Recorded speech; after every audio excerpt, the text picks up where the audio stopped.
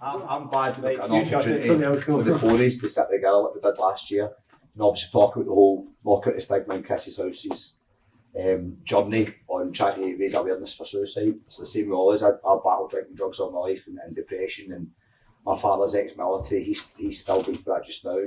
I run my business and I take 3 days off of work a week to go and make sure my dad's alright. He's 63 and he can't walk, he doesn't look after himself and that now. He's still addicted to prescription pain medication and he's drink. So I'll happily take a day off because it's my dad. And everything that I am as a person is because of my dad.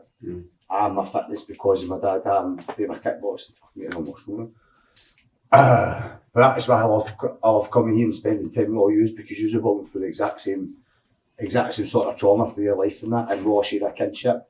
The whole Knockout the Stigma thing came about when we started training with Sam, and the week before, I happened with my cousin Jordan. Sam's like, we're putting a show together again for Chris's House for the boxing. You interested? I was like, I'm definitely interested. And literally a week later, the night of my first episode of the programme about the marathon, Jordan hung himself.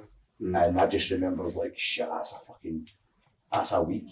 Like Sam was talking about that, and I remember getting the phone call from Sam just saying, I'm really worried about Jordan. He's answering the phone, and we went down. Cut long story short, I found him, cut him down, gave him CPR for an hour to try to revive him. And you always seen people talk about death rattle. I heard his death rattle, like I thought he was moaning, but that was him, basically helping him his last breath. And I didn't know who to phone, and the only person I could phone was Sam. And I phoned Sam that night and I said, Sam, fuck, I don't know what to do. I'm sorry for phoning you like 12:30 at night, but with that day, he's like, sorry bro, it's cool, don't worry about that, just take time after the gym. He's like, you're going to be alright, don't worry about it, give me a phone tomorrow or whatever. And I remember you all texting me and all that as well, and having that support, I didn't know what to do. And it's only recently, I'd probably say it's only over lockdown, it was almost like forced isolation, where I had to sit, I had to read about Joe Dispenza, I had to read about who I was as a person. I had a fucking massive chip on my shoulder, excuse me for swearing, I had a massive chip on my shoulder when people got back to me. Like Jordan died, and I tried to save him, and I was right back to work 5 days later, running my business, had to give a eulogy at the funeral and all that, and my head was all over the place, and folk were kind of, I even knew, big man, like, how you getting on, mate? And inside I went to, how the fuck do you think I'm feeling? How do you think I'm feeling? How would you feel if this happened to you? And I didn't. And I remember Anne saying, you need to come and speak to us. I said, I don't want to speak to him, mate. Why should I tell somebody how I'm feeling? I want somebody to tell me how I'm meant to feel, because I've never fucking experienced this before. And then over the lockdown and learning about Joe Dispenza, the same as you, big man, reading the books, and then with Gav and Sam and Scott sending us the meditations, it made me almost take self-reflection. I went, but folk were just trying to support me. And because we weren't at the gym, I let that slip. Aye. And I needed that support, and I needed all yous about me, and I got that when I came back. And when I done the self-reflection, I seen when I went wrong, I went, do you know what, I do have to talk to people. Yeah. People are only trying to give me support. And I think sometimes when you open yourself up to gain that support, but because I know what I was like when I first went down and asked for help, you feel weak going and asking for the help, but when you get the help, it empowers you. Because getting by that initial kind of crazy, I can't ask for help, then when you do, that's when you start to see a bit of growth in yourself, and you start moving on to where you are and start progressing, like you were saying, doing a bit of work on yourself, and you start to get better and you start to feel better, and then it moves on from there, you can start helping people. See, for me, like, see when you talk about you can need help, you were scared to ask for help. it wasn't I was scared to ask. I didn't want to speak, because I've had things in the past I went to, like some, and the guys were like, no, I can't help you, it's to do your Mondana. See, for me, it was never the fact that I've been very open with being depressed and that, that folk didn't know how to take it. Like, see, it's that thing, like, folks, we're scared to take you're in your head, that you lie to them because folk don't like that. I've told folk for years that I suffered depression, they looked at me and said, no, not you. I'm like, no, seriously, aye. Because they can see what's going on inside you until you tell somebody. For me, until you actually sit there and tell somebody, blah, blah, this, blah, blah, that, this is how I feel, this is how it is, they go into shock, they don't know, it's a mumble for a pint. I'm like, I don't want to go for a pint. I want you to sit there, see me sitting in silence, watch telly, I can care less. There's something about reaching out and speaking about it as well, as you're taking the control back for yourself. It empowers you, man, it's controlling your situations, you know what I mean, and being able to say, this is what I'm feeling, it puts you in a position to be able to tackle it, and that's what, as you say, it's where you start making the growth in that. It's just taking control, taking control of your situation. It was the exact same with me. I'm very much a person who's been up and down with it, do you know what I mean, for years, and just recently found my sort of my purpose in life in general, and that's sort of tied into mental health and that, and helping other people. The more you sort of you take control and take responsibility for your own mental health and looking after yourself, and a part of that is reaching out to people and speaking to your mates, us coming here into the gym and being like, I know if you've had your bad days and being able to come up to me, and I've had the same with you, being able to come up to you, same as well, and just being in touch, you're taking control of it, man. I think because with the men's group that I help facilitate down there now, when you look at the journey we all came to the first time that we actually came down here, I had never been in a gym to train for a boxing match. Some of these had stuff Mark hadn't long been here either. But see, when you look at it, that'll be nearly 2 years, how we progressed in our journeys as well. 2 years, that's been since we started training. Remember, when I first started, you were a little bit the same. When I first came in, my was never after clean. I was I came in and I ran to get Sam because I wasn't like getting into class myself. Full of anxiety, man. That was Sam, man. Walked in and I remember this is Jones. That big bag, and I was like, "Let walk in, man." It's an intimidating environment, no gyms, isn't it? But see, when you're here, you're so close to everybody, and then that men's group. I brought a lot of boys down to the gym to try and help improve their mental health, because I know how much starting this 2 years ago, it's helped me massively. And I've been through a lot of stuff recently about my dad passing away and that, and it's coming back down here, it's helped me get through that as well. Do you know what I mean? That's it, you need the comfort. Like we've done this, some of us before. Me and John started on a video. We've done a couple of years before, so I can't know John's story. John can't know my story. My story's not very public out there, but a lot of people know my story because I won't open about it. I lost my family kind of, like I had a big, I feel like my family, my mom, like I don't see it, I don't. Did you alienate yourself for everybody? No, like there's things happening that, right, I get that, but like my mom didn't make it easy, so she couldn't help me. I felt like my mom, and I stayed with I feel out of here, I put my house, I'm at my house now, so I stayed in a house with my mom. Like, I stayed in my house myself, my mum moved there, moved on. I sat in this house myself, and I kind of isolated myself from my family, even my brother. Like, I was sitting in my house myself. And all these folk knew I was depressed, I was fucking like, I was done. I'm like, hey, but when I needed support, they weren't there. They like, oh, Mark's thingy, I'll love to folk and that tell them. I said, oh, Mark's up and this and that. And they act like they're all the big, man, I'm doing this for Mark, I'm doing this and that. I was like, listen, see, when I needed you years ago, who were you? You're away, fucking 89. I'm not a problem with that. But don't try and act like, oh, I'm doing this for help, you know. You caused half the problem, take half the blame. I thought about me going at a bridge, right? At no point in this thing, I was thinking to myself, that bridge, I'm jumping off that, right? It's intense. I'll have 5 seconds in the future, right? So the next 5 seconds, I can't control what I happen to do. So I was hanging there, so I'm sitting watching there. I'm driving at the night, watch the sunrise, sit on a bridge, looking at this bridge, think to myself, I could just jump off that, right? Don't think when I tell folk that a bridge on jump, I was there, I was there. I could, in my head, I could visualise it, me doing this. But I don't think I was never going to do it. But I could see what I was capable of doing, right? So, right. So I say this, I'm going to say the sun. Watch the sunrise, watch the world come alive, right? It's the most beautiful thing. That sunrise, I seen the sunrise that morning, I'm like, no what? I can get this. I'm going to go. I've seen something like that. Help save you. So when I'm doing something here at the bridge, you go and come up, I'm going to jump off this bridge. This is it. Like I was there, I'm like, I could jump off this bridge. I could do this. I could do that. You did anything. You needed that wee sign. What you say? You needed that. But I didn't do it. Later on the day, the sun rises. Right, see the day. I'm going to start going forward. Right, I did.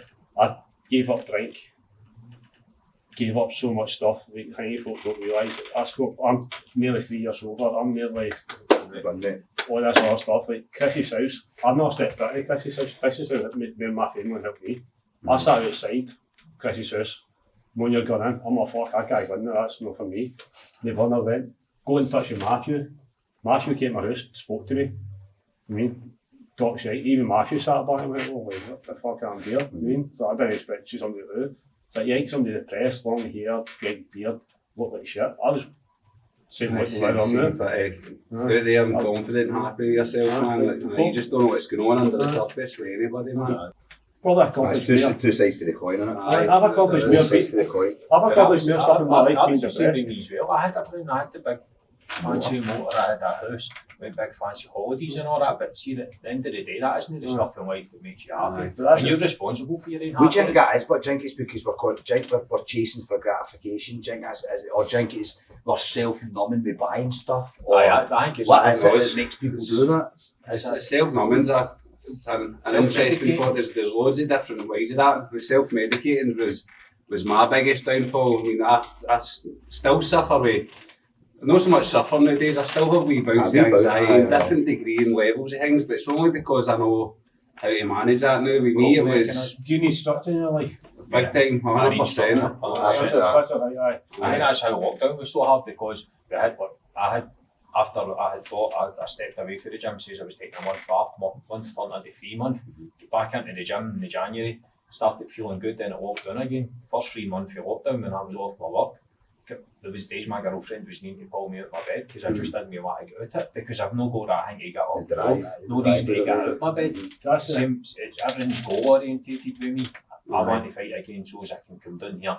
And I know I need to fight because if I get in here and I'm into the ring and I'm not ready, It's no with fight that, or flight, it's fight or fight. you're making yourself accountable in that. You know if you want to go and self-medicate, whatever it is, if it's drink, drugs, whatever it is, you know it's taking away from that bigger thing, that bigger picture that you've got, that goal. And if you want something bad enough, the other things will sort of drift away from you naturally, you'll find, man. But it did for me anyway. No, definitely. 100%. It's you know yourselves, man.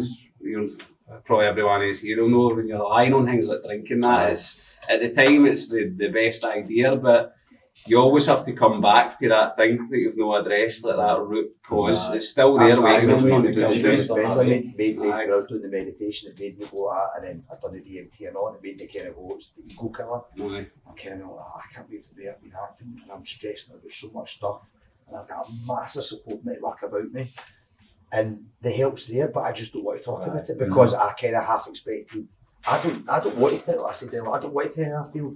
You as a professional should be speaking to me. You're right, that's how you should feel. You But again, a wee bit. How much professionals like that speak to you about? I didn't really take a bit of speech. See, Because sometimes I didn't want to tell a She's professional. probably the best thing to do. Put this in school critter. See the best thing that I found, right, and obviously I went down to Chris's house after Steve had died and I struggled to cope with losing him on a daily basis because I worked with him. Right, went down to Chris's house, being a guest, and then going on my journey and that. And everybody down there helped me along the road.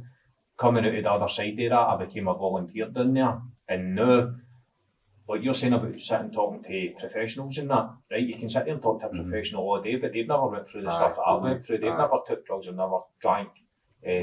To numb the pain of something that's hard. So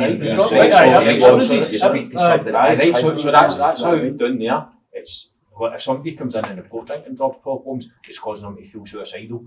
I've been there. I've lost a friend to suicide who had the problems as well. So it's like life experience. I've got life experience that maybe somebody who's been to university and got all these qualifications, they would never have experience. Fuck up a wee tiny bit where they rely too much and medicate people and not talk to people. I mean, these wee small charities are pulling a community together. I think, we say that as well, speaking to a professional, although it's probably the thing first, you might need medication and that, but what we're doing right now, like I could speak to you and you could get me more than anybody in that doctors, do you know what I mean? Because we've done it. You'll be surprised at the amount of people you speak to who, like, do you know what, mate? I get you. Do you know what I mean? I've been there. Or see, when you start talking about your problems openly as well, it gives an avenue for somebody who's maybe feeling like feel up for you. I open the door, man. That's it. Aye. It's just bad to look. We come in here, we've all got these problems and whatever, right? But when we come in here, it's business, innit? We have a laugh. Everything disappears when you're in here for that. Scott comes in and shoots at his feet, Debra! They get shouted at, I get mortified, you get mortified, you get mortified, we all get embarrassed, but it's like being back at school again, but then at the same time we've got all this bravado you're talking about earlier on, we've got this bravado, blah, blah, blah, but inside rocking, I don't really It's the same like thing. Ross gave the company gym. Looking at the gym Now as well. we've over the wee hurdles and now we're rocking. You know, I don't know if Shoulders back. using my word this as well, man. I used to get it all the time. See if I'd be out meeting people and that, and they'd get this impression of me, and I'm a confident person and that, and I'm out there and I'll hear laughing, do you know what I mean? I just seem like this guy who none of this would affect, and see when people get to know me a bit better, they're like that. No way. Don't invite him out again. Do you know what I mean? No, it's like I think as well, once you out getting into the gym, obviously, like you see, you've all been in fighting, right? You think it's people, it's all got to be hard men that have got to be in there fighting, then you come in here and you realise everybody's all just pals. Do you know what I mean? It's something that you can all up and talk about your feelings. You know what I mean? You wouldn't think you're into a gym, you can talk about your feelings down there. Do you know what I mean? You wouldn't. You open up to something you don't realise you're doing, but it's quite simple as that. Like either the point of the day, you get a lot of folk come in here, and the first class you do, you probably learn about somebody how quickly you don't realise you learn somebody in a class, first class. So even as you're saying, like, maybe you fake, collect, or what do you do, or do this, do that. So fin there. We're all students, so we're all students, that's where it sounds so cliche, but we're all students of the game. And we all come, students of the game, but we all come here to learn each other. I'll never forget the first time I sparred you, man, and you just jabbed the fucking life at me. it's a pleasure. It's like, boss! An absolute pleasure. And then when we all jumped in the big cammy, everyone is just laughing like Man, I got black eyes and I broke nose, man. But it's the respect still there at the end of it, innit? You punched in the face, but I like end it. It's nice We that got a lot closer when we built the showers and that.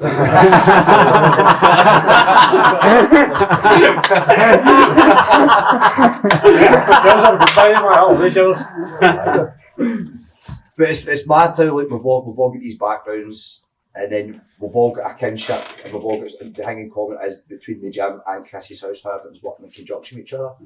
You're working with the men's group, you're now a coach with the kids, you're doing your thing with your life coaching. I'm like a therapist. Therapist when you go for a haircut. When you get people sitting in the chair and they sit and talk about everything on the chair. I I like to go full circle. And it's like I've been brought up with that, and my mom's always told me, it's like surround yourself with uplifting people. People uplift your mood and lift you up. Aye. And I love coming here and like. Remember like you text me, I've not seen the gym for a while. I seen that when Tom beat me. I fucking took that back, man. I trained like fuck, and I was just too excited. And it comes with experience. I was just too excited and blah blah blah. But I couldn't lift my head up because I was so disappointed. Because I had this picture in my gloves. And my dad's like, this was after, I was like, my pal Jack's like, how do you think you got Rocky going? Fucking shite! And I'm like in the front seat, fucking my mouth is like after the elbow because I'm like, and he's like, alright, you that's a bit harsh. And I went, nah, I've seen them outside the pub, 4 of them, fucking buff. Oh, fucking A. And he said, it's in there. He's like, too much emotion in it.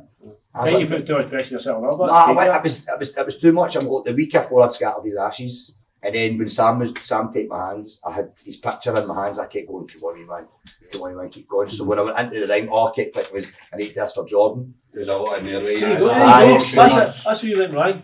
Is that an idea for Jordan? You stepped in the ring. I done it for Jordan. Doesn't matter, you win, lose, draw. Rub your hands.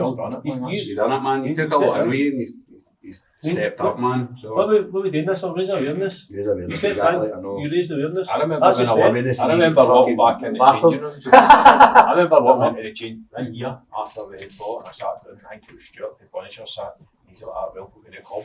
And I was like, what do you mean? He's like, no, everybody can do what you just done. That's what it is. It's like, it takes, like Mark says, you still done it. You get in there and you done it. You were a winner before you even stood in there, just taking part in it and raising the money with it. I see when you say then, because day one class, then you that's it. That's what I say, day one Boston class. It takes a lot to get in there. Aye. My first fight, I didn't feel it as much, man, as when we went to Newcastle, but I was, you see, you're somewhere you've never been before and that, and we're heavy outnumbered, so we went to this like wee backstage bit, you mind, and somebody had painted it up on the wall, are you ready to die? And I looked at him and he's like, you're too big, you're too strong for this guy. I'm like, no, you're right, but even that itself, like, how much would we have been able to do all this without each other? Do you know what I mean? In each other's corner, man. The day you push each other on, man, and you give each other that strength. Do you know what I mean? Imagine if we didn't have this. What you're saying. I couldn't. We didn't have this. I couldn't. The place changed my life, man. Big time changed my life. Changed my life completely. generally is. I guess it's changed everybody's life. Aye. I've done even continuing with people that are just coming in for their first session last night. or Aye. whatever. Drink it used That's to be the like, thing, you like, go, oh, he's got to go to Chris's house. Aye, It was all hush and it's, doing something for Chris's house. It's It's more, stuff like this. it's not, there's no stigma anymore. Aye. This is what we're all Aye. doing, Aye. innit? Talk about the stigma. But I know that men's group that we do as well, like, when we were getting into Chris's house, like Mark was saying, he sat outside it before and he's never actually been in. But I remember when I walked into Chris's house, like you do feel as if you've got that on your shoulder. Right, you get into the men's group and you sit and you start talking to the boys here, like just the 4 years are sitting here, we've got so much in common. But at the minute when you walk through that door, you feel so alone.